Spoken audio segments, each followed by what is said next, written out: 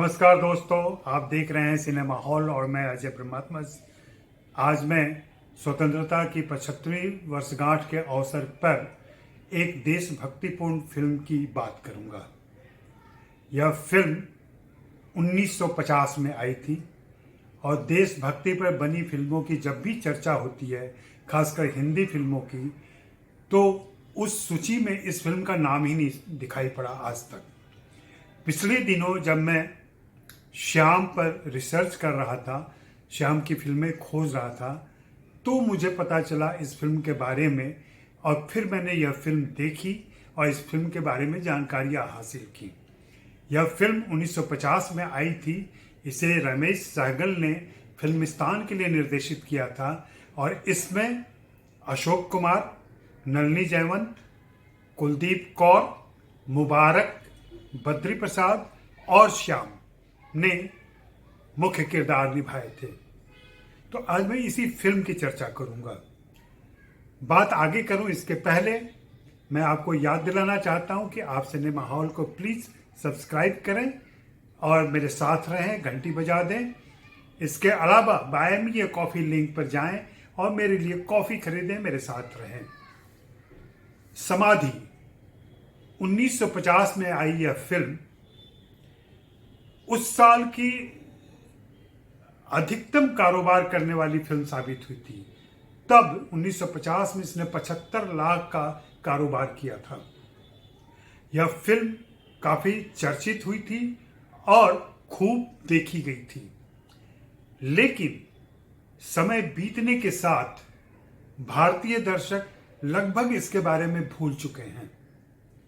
कोई इस फिल्म की याद नहीं करता। आइए पहले इस फिल्म की थोड़ी सी कहानी जान लें। यह फिल्म सुभाष चंद्र बोस के आजाद हिंद फौज की एक सच्ची घटना पर आधारित है, ऐसा बताया गया है। उस समय सेठ रामचंद नाम के एक व्यापारी थे। उन्हें देशभक्ति की सजा मिली थी और उन्हें देश निकाला दे दिया गया था। वे अपने परिवार के साथ मलाया चले गए थे। मलाया मतलब आज का मलेशिया, और वहीं रहने लगे थे। उनका बड़ा बेटा सूरज ब्रिटिश आर्मी में अधिकारी बन चुका था। उनका छोटा बेटा उनके साथ था और सबसे छोटा बेटा प्रताप भी उन्हीं के साथ रहता था। उनके मझले बेटे की भूमिका अशोक कुमार ने निभाई है और जिसका नाम शेखर है।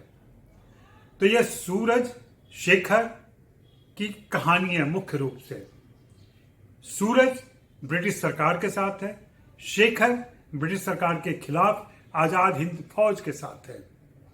कह लें कि एक सिस्टम का विरोधी है, एक सिस्टम का समर्थक है, और ये दोनों की भिड़ंत की कहानी है, आदर्श की कहानी है।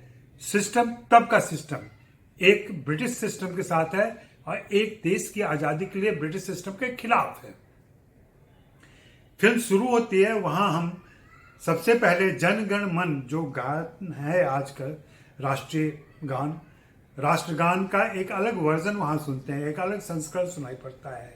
उसके बोल आते हैं फिल्म के शुरू में, नित्य सुख चैन की बरखा बरसे भारत भाग्य सुहागा, पंजाब सिंध गुजरात मराठा द्राविड़ उत्कल बंगा, चंचल सागर विंध्य हिमालय नीला जमुना गंगा, सब मिलकर हिंद पुकारे, जय आजाद हिंद के नारे, प्यारा देश हमारा, सूरज बनकर जग पर चमके, भारत नाम सुहागा।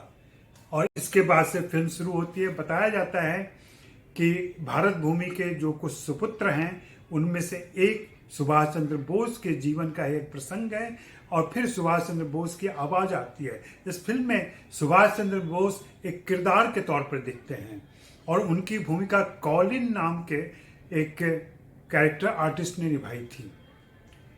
और वे मलाया में आह्वान कर रहे हैं वहाँ के दौलतमंदों का कि आप मुझे समर्थन करें, आप दान दें, आप मेरे आज़ाद हिंद फौज के समर्थन में खड़े हों। और वहाँ जो उनका भाषण है वो बहुत ही महत्वपूर्ण भाषण है, उसको भी सुनना चाहिए। फिल्म के अंदर सुभाष चंद्र बोस का यह व्याख्यान आता है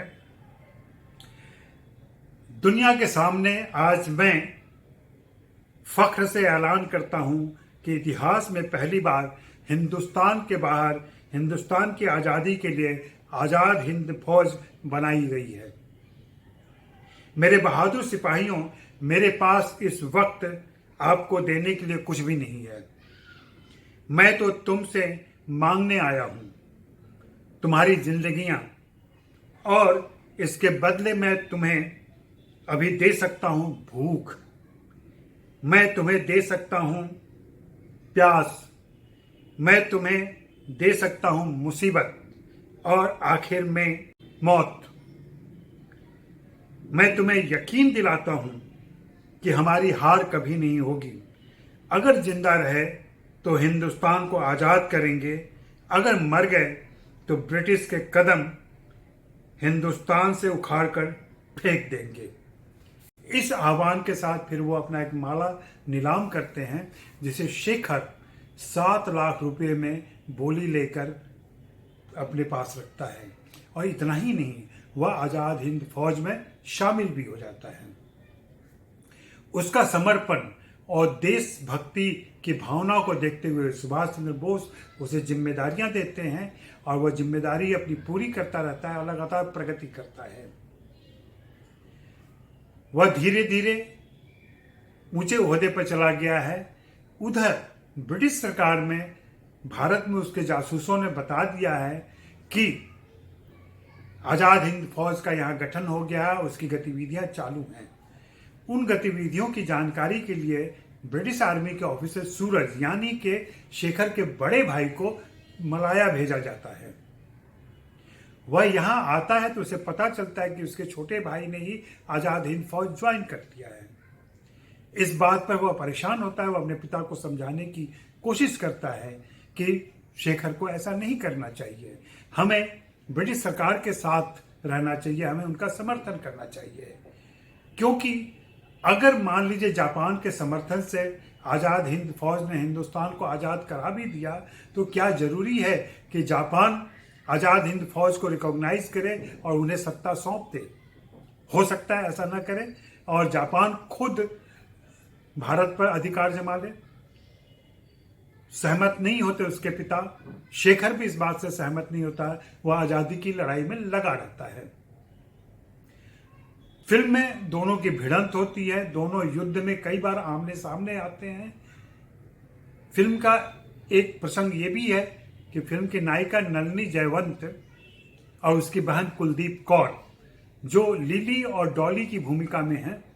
डॉली जासूस है ब्रिटिश सरकार की। ब्रिटिश सरकार ने उनके पिता को कभी सजा दी थी मौत की, और अब डॉली ने यह तरीका अपनाया है कि वह ब्रिटिश सरकार की जासूसी करे। वह लिली को, अपनी छोटी बहन को, जिससे शेखर प्रेम करने लगा है, लिली को यह जिम्मेदारी सौंपती है कि वह शेखर से गुप्त जानकारियां हासिल करे। शेखर एक गुप्त मिशन पर बैंकॉक जा रहा है और उस समय लिली उसके साथ जाती है, सहयोग से नहीं पूरे प्लानिंग तरीके से। वे दोनों एक ही जहाज में बैठते हैं, अगल बगल की सीट पर।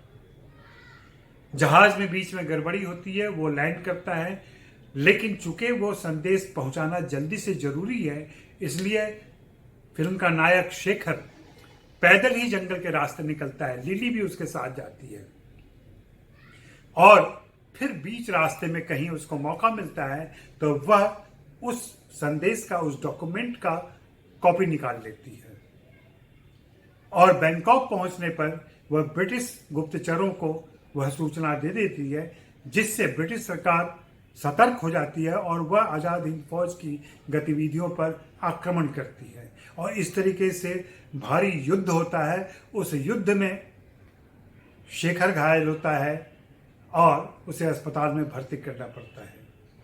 उधर सूरज भी नहीं चाहता कि भाई से आमना सामना हो, वह भी उसे दूर करने की, हटाने की कोशिश करता है, लेकिन ऐसा कुछ नहीं होता है।